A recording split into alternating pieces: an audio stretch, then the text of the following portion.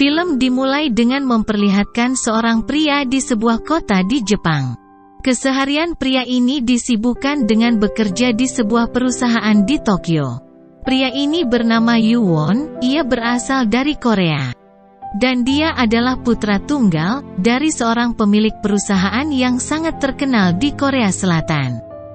Alasan Yuwon bekerja di Jepang, karena ia tak ingin mengikuti jejak ayahnya sebagai pengusaha. Ia justru lebih menyukai musik dan memilih hidupnya sendiri di Tokyo, Jepang. Di Jepang, Yuwon bekerja menjadi sales produk makanan berbahan ginseng. Hari itu Yuwon dipanggil atasannya untuk membahas kontrak kerjanya yang tidak bisa diperpanjang lagi, karena perusahaan mereka sedang ada masalah. Sepulang dari tempat kerjanya, Yuwon pergi ke apartemen pacarnya. Ia berniat untuk menghibur diri dan ingin melupakan masalah yang terjadi pada dirinya.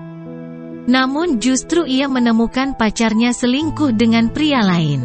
Ternyata pacarnya selingkuh karena lebih memilih pria kaya dibanding Yuwon yang memiliki kehidupan yang tidak pasti. Ia yang sudah pusing memikirkan dirinya yang sudah berhenti bekerja, kini malah dikhianati oleh pacarnya yang sangat ia sayangi.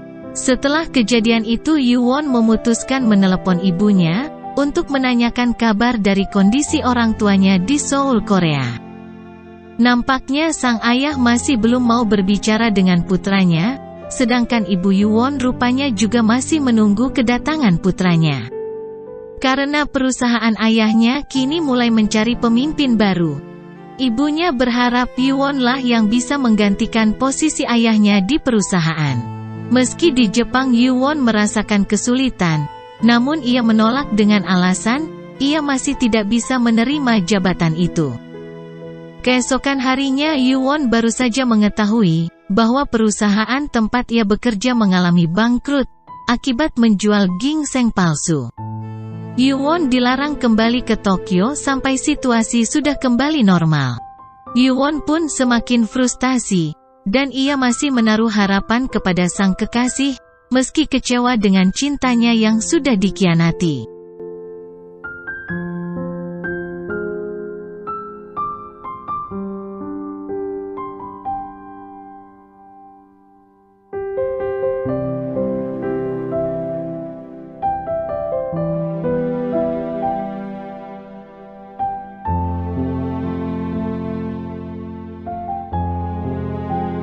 Saat melampiaskan kemarahannya dengan bahasa Korea.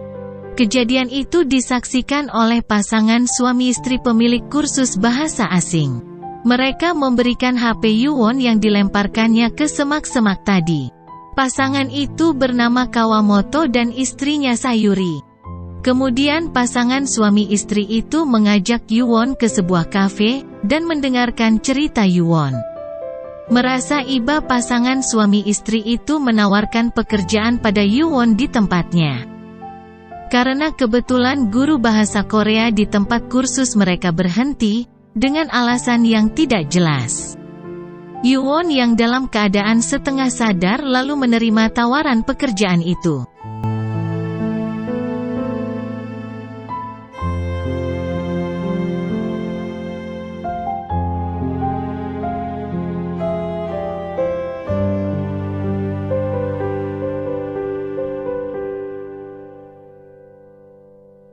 Keesokan harinya setelah sadar betapa terkejutnya Yuwon, saat Kawamoto mengingatkan tentang kesepakatan yang sudah mereka buat. Yuwon berkali-kali menolak kesepakatan itu. Karena menjadi guru bukanlah basicnya, dan tidak pernah ia bayangkan sebelumnya. Namun karena Yuwon tidak punya pekerjaan lagi, ditambah tempat kursus Kawamoto terancam bubar, jika tidak ada gurunya. Akhirnya Yuwon pun pergi mengajar. Saat di kelas Yuwon terlihat kaku dan gugup saat mengajar, karena ini adalah pertama kalinya ia menjadi guru. Apalagi ada seorang siswi yang selalu melihat Yuwon dengan tatapan tajam. Yuwon menjadi semakin salah tingkah ketika siswi yang bernama Sakura kembali menatapnya. Sakura memang siswi yang paling memperhatikan di kelas itu, ia belajar begitu gigih karena tuntutan pekerjaannya sebagai pemandu turis asing, yang harus pandai berbahasa Korea. Sewaktu melamar pekerjaan, Sakura mengatakan bahwa ia telah menguasai bahasa Korea, sehingga kini ia harus membuktikannya. Semua itu Sakura lakukan demi menghidupi putra tunggalnya, yang sekarang sudah mulai bersekolah. Setiap pagi sebelum bekerja, Sakura selalu mengantar putranya terlebih dahulu, karena untuk Sakura anaknya ini adalah semangatnya. Di jalan menuju kantor, Sakura selalu berlatih berbicara bahasa Korea, hingga mengundang perhatian penumpang lain. Kini Sakura harus semakin gigih belajar, karena sebentar lagi pimpinan perusahaan akan datang ke Okinawa, untuk membicarakan tur pulau yang ditawarkan oleh perusahaan.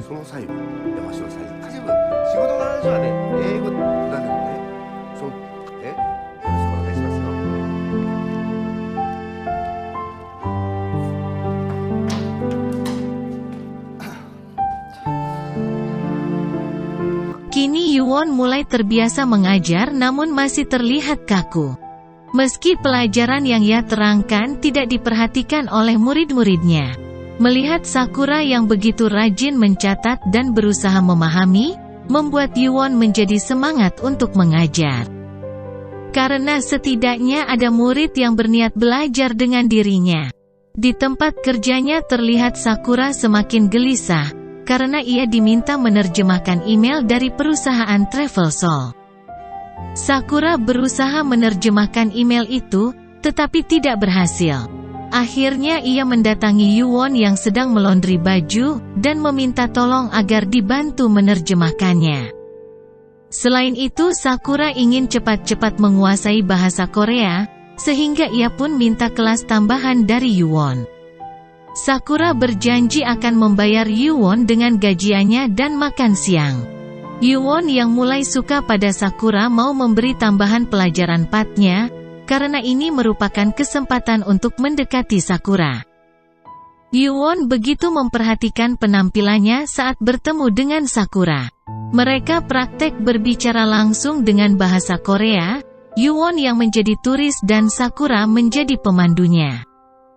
Saat Sakura berbicara dalam bahasa Korea, Yuwon selalu mengoreksi kata-kata yang diucapkan oleh Sakura ketika salah.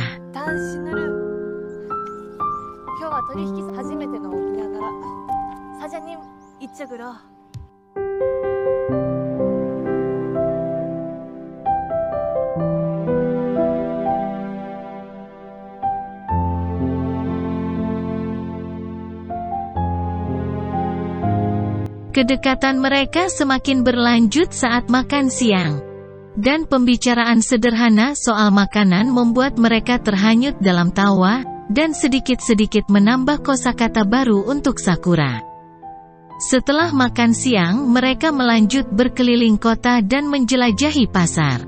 Tanpa mereka duga sebelumnya, ternyata secara kebetulan Yuwon dan Sakura memilih kaos yang sama, bergambar kelinci yang imut. Yuwon pun membayar keduanya dengan niat bisa memakai baju yang sama dengan Sakura. Sakura buru-buru pulang, karena anaknya belum pulang ke rumah. Sang nenek pun tidak bisa mencari karena kakinya sedang terluka. Yuwon membantu Sakura mencari anaknya hingga malam hari. Akhirnya putra Sakura pun ditemukan oleh Yuwon. Sakura begitu berterima kasih.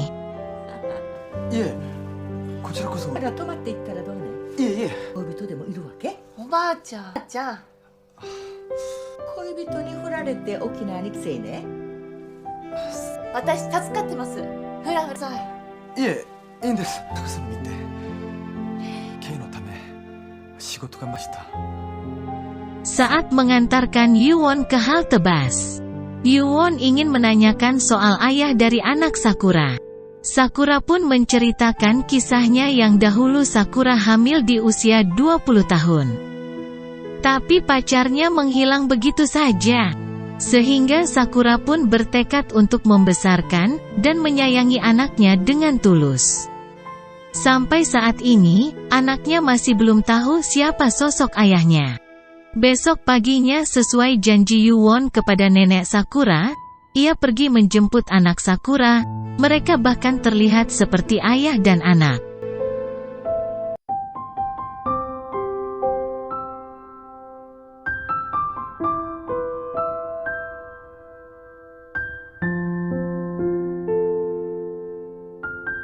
Waktu pun terus berjalan, kelas tempat Yuwon pun semakin mengasyikkan.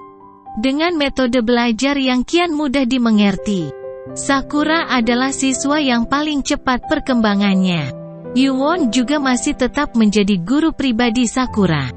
Kedekatannya kini merambah sampai ke anaknya, agar tetap bisa mengajar Yuwon sambil bermain bola dengan anaknya.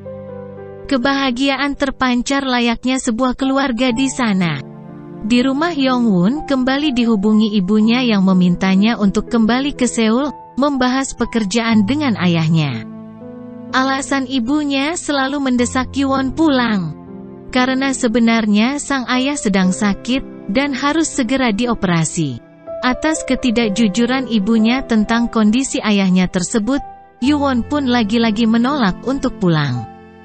Terinspirasi dari kenangan masa kecilnya yang selalu melepas stiker waktu sekolah, kini Yuwon yang telah menjadi guru melakukan hal yang serupa. Untuk menambah semangat siswi lain, Yuwon membuat stiker kelinci bagi siapa saja yang mendapat nilai bagus. Semakin tinggi nilai dan semakin sering mengerjakan soal, maka stiker kelinci juga akan sering didapat. Seperti halnya Sakura saat ini. Kemudian masalah muncul kembali, pemimpin perusahaan tempat Sakura bekerja, sudah mengatur jadwal pertemuan, dan akan melaksanakan dalam waktu yang dekat. Sakura yang belum mahir bahasa Korea, mau tidak mau harus ikut dalam pertemuan tersebut. Yuwon bersama Kawamoto dan Sayuri mulai putus asa, dan merasa bersalah karena tidak bisa membantu Sakura. Namun beruntungnya tiba-tiba saja, salah satu langganan mereka meminjamkan alat komunikasi khusus untuk membantu Sakura. Di pertemuan nanti, Yuwon yang turut mendengar pembicaraan di pertemuan itu, akan membisikkan jawaban yang perlu dijawab Sakura. Misi pun mereka jalankan, mereka harus berdekatan dengan jarak sekitar 200 meter. Pertemuan pun berjalan dengan lancar. Dan Sakura dikagumi oleh pimpinannya, karena pengucapan bahasa Koreanya terdengar sangat bagus. Sakura pun diminta untuk menemani pimpinan ini berkeliling kota. Awalnya semua berjalan normal dan biasa-biasa saja, tapi kemudian pimpinan ini mengaku Sakura mirip dengan cinta pertamanya. Bahkan ia kembali mengajak Sakura berkeliling kota nanti malam, sambil minum sake. Yuwon yang turut mendengar itu menyebut Sakura tidak bisa pergi. Karena ditolak pimpinan ini kemudian mengajak Sakura kembali ke hotel, dengan alasan mengambil dokumen perusahaan. Sakura yang tidak mengerti apa-apa ikut masuk ke dalam kamar, tapi kemudian bukannya menyerahkan dokumen, pimpinan ini malah menggoda Sakura. Sakura yang ketakutan, berusaha melawan dan meminta bantuan Yuwon. Yuwon yang dari awal menahan cemburu tidak lagi mampu membiarkan wanita yang ia sukai disentuh pria lain, ia pun segera mencari kamar pimpinan itu. Ketika sudah ia temukan, Yuwon mengalihkan perhatian pimpinan itu dengan menggunakan tariannya. Sakura pun mengambil kesempatan memukul kepala pimpinan itu menggunakan guci. Dan Sakura pun akhirnya terselamatkan. Keesokan harinya Sakura ditemui atasannya, bukannya marah karena pimpinan itu tidak mau bekerja sama dengan perusahaannya. Atasannya justru memuji dan menghargai kerja keras, dan usaha yang dilakukan Sakura. Sakura yang awalnya takut kini menjadi tenang. Ia yang sebelumnya hanya pegawai magang kini sudah resmi menjadi pegawai tetap. Perayaan pun dilakukan bersama Yuwon dan teman-teman Sakura dengan meriah.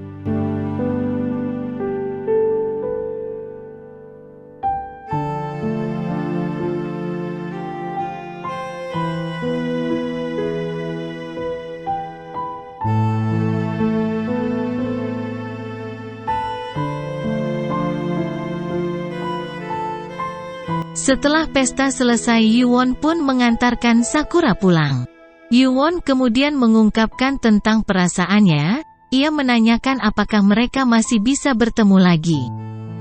Setelah Sakura mendapat status pegawai tetap, Sakura pun tersenyum dan mengiyakannya.